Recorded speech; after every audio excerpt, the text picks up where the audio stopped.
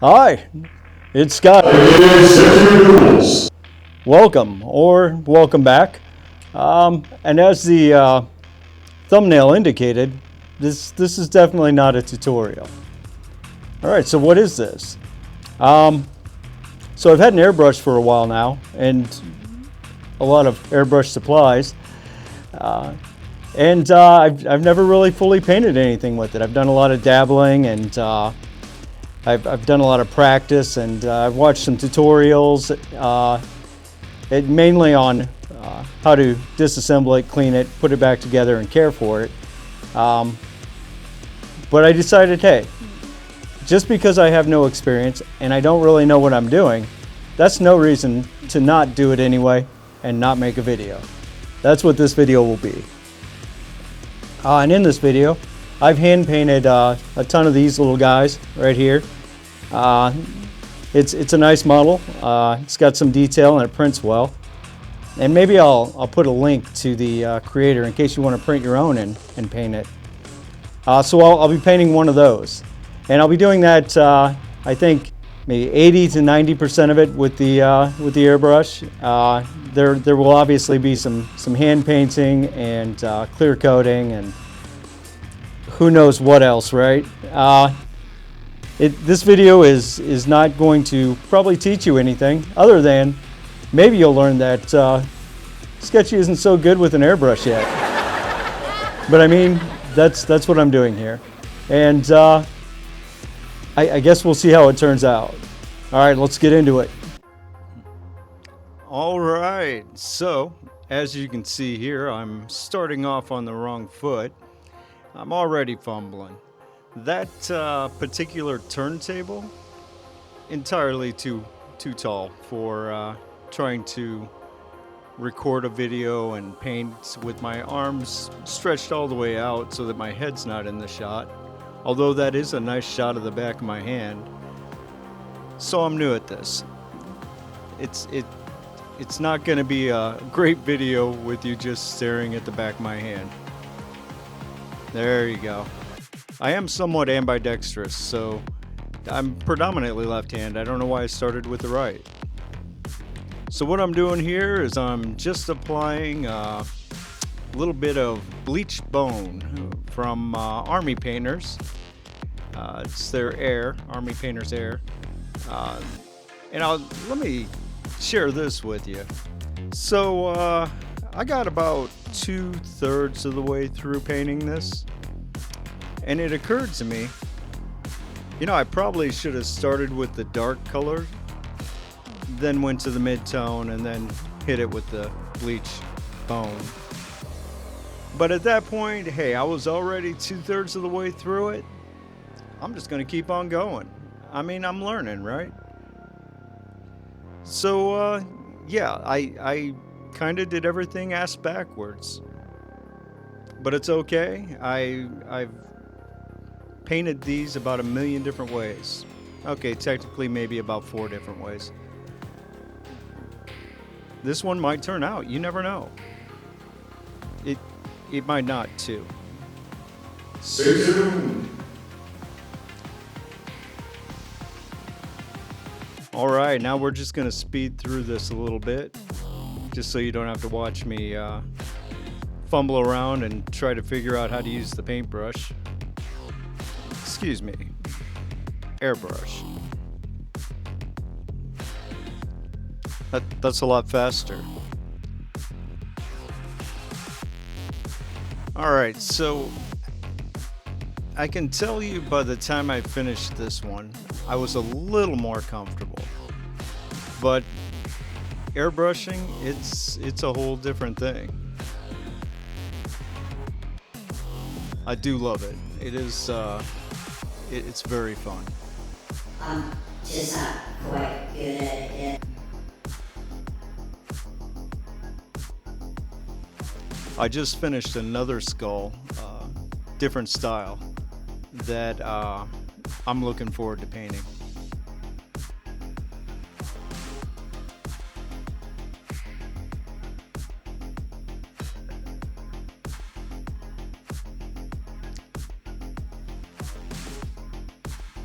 You know, I think originally I was just gonna do like a zenithal, like a top-down spray,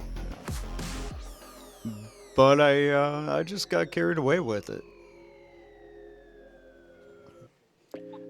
That would be my airbrush. I believe it's a Harder Steenbeck Evolution CR plus 24 or something like that. It's a nice brush. What I'm doing here is, in keeping with doing everything out of order, I'm just adding some dark to it in the spots that I think it should be dark. The thought process behind that was sort of, I'll darken these areas and then I'll lightly spray the mid-tone and kind of blend it in.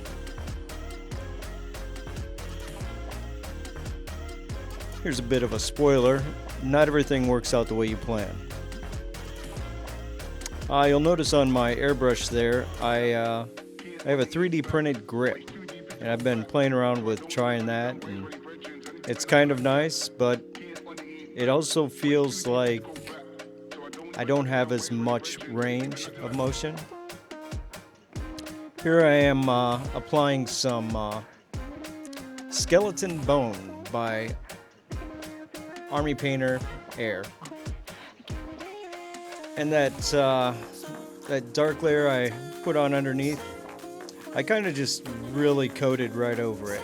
I should have been a little more subtle.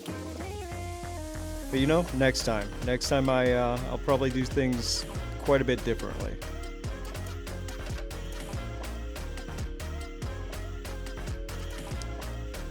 Doesn't look bad though. I left the teeth a little bit white because they'll have enamel on them, and you know, it's sort of a different material. Here I have some washes from Army Painters. One is Military Shade and the other is Soft Tone. I'm going to add 2 drops, looks like. 1. Yeah, I think it was 2. 2 drops of the green Military Shade, and then the Soft Tone's kind of a brown. And I'm going to add, you know, there's a drop. Looks like I'm adding a few drops. I don't really have a formula. Always wipe your bottles off when you're done. And the wash is just a very, very thin down paint, basically. So it's going to be transparent. It's more of like a stain. And what I'm going to do is just brush this in kind of anywhere where dirt or grime would typically build up, or anywhere I want the tone to be slightly darker. Kind of like what I did earlier and then paint it over. This is a little more specific.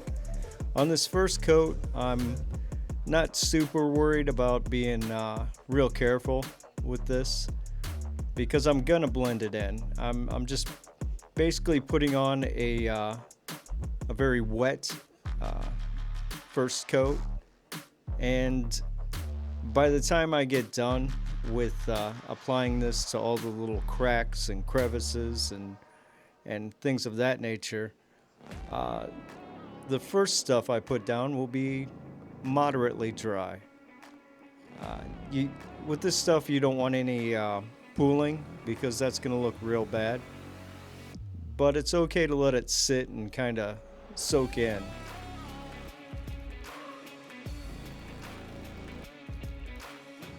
At least that's what I've found.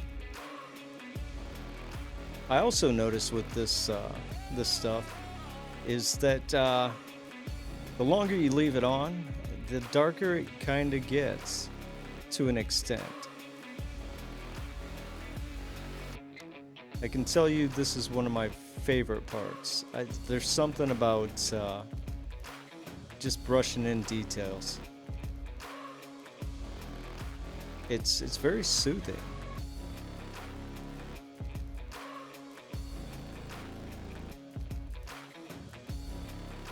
So what I've done is I've switched to a kind of a dry brush, but it's wet, And I'm just really going to saturate the cavities and everything inside that, I guess you'd call it a nose hole. I want that area to be real dark. And by the time I get done kind of saturating that whole inner part, the brush will be mostly dry, and I'll be able to use the same brush I've got there and just kind of go around and blend in those other areas like I talked about earlier. The teeth will be largely dry but not completely, and I'll be able to do some blending.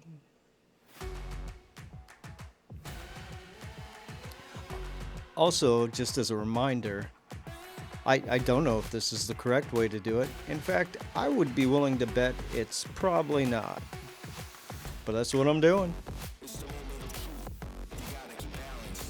Here we are, blending a little. Blend, blend, blend, blend, blend.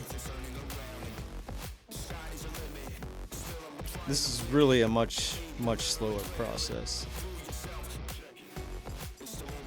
I think I have this clip sped up to 800%. Alright. So now I'm going to mix a little airbrush medium and some more of that bleached bone. And you should always put the medium in first. That's why I stopped there. And this is going to be very watered down, so it'll be super thin, more translucent, in theory. And I'm just kind of lightening up some of that tan-colored skeleton bone that I maybe went a little overboard with.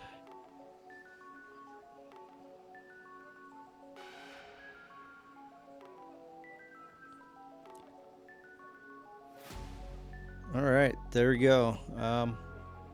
Yeah, it's a little lighter. And now, sorry, I'm gonna go ahead and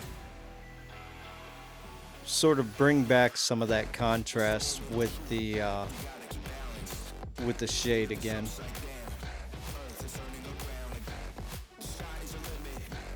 A lot of the painting I do, it seems like I do something, then I kind of cover it up, then I do it again. It's a little repetitive. But man, that is the cool thing about paints. It's just paint. You can paint over paint. Now, at some point, you start really filling in all the details, so you could go too far.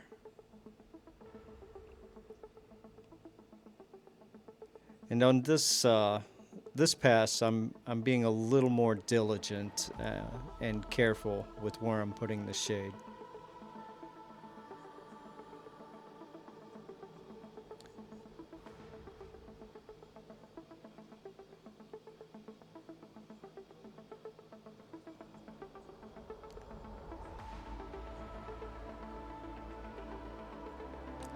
And I kind of got my head in there.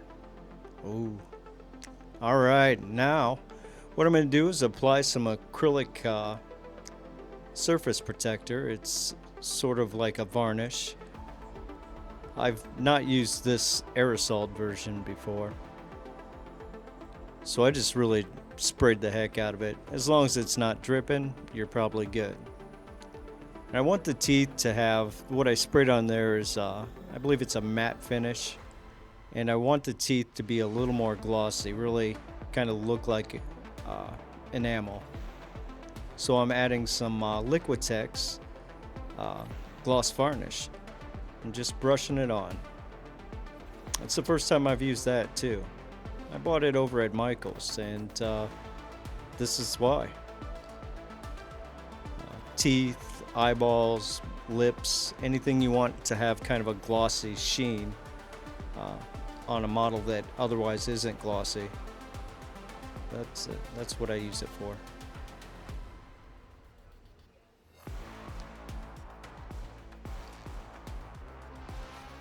I've used some other gloss that I have on the hand-painted versions of this. There it is. Kind of reinforced that contrast a little bit.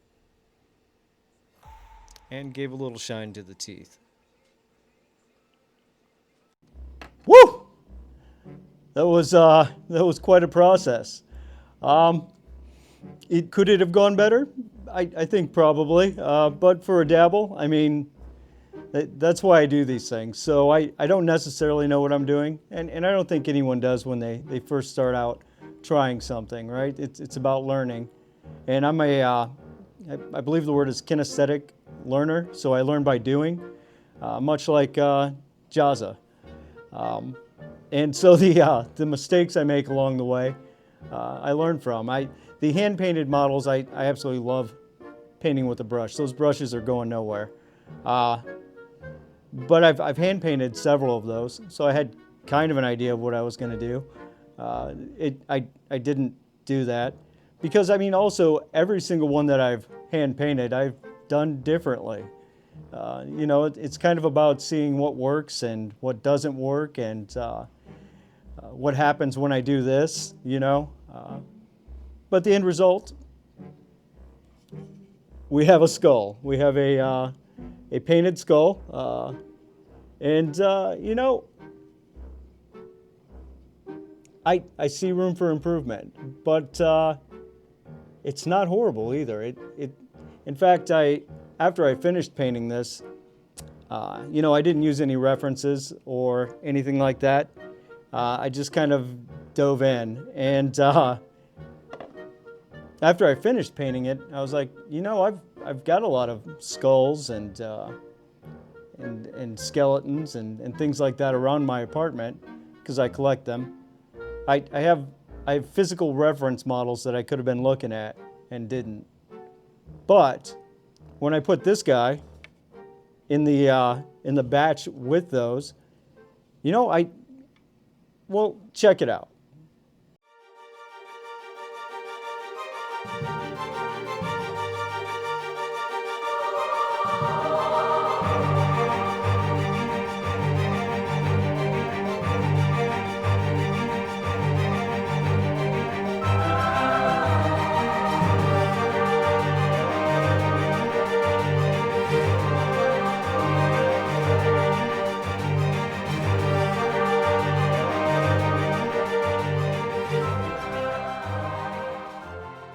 So, I mean, it kind of fits in, right? It blends in. It's not horrible.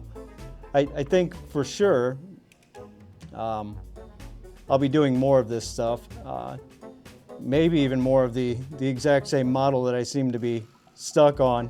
It's just so fun. But I'll definitely be doing more of it and making more mistakes and learning more lessons. And, you know, I hope you guys have enjoyed this video, or at least left the video when it was no longer enjoyable so you didn't have to sit there. But I do have an idea for something I'd like to print and paint, and I'm mulling it over. It's going to be a much larger project, which maybe I should wait until I'm more experienced, but not knowing what I'm doing has never stopped me. But I'm mulling it over, and I think I may. It'll be the longest and probably largest multi-piece print that I've done so far in the 3 or 4 months that I've had this printer. And you know, I might do it. We'll see. Anyway, guys, thanks for watching. Peace.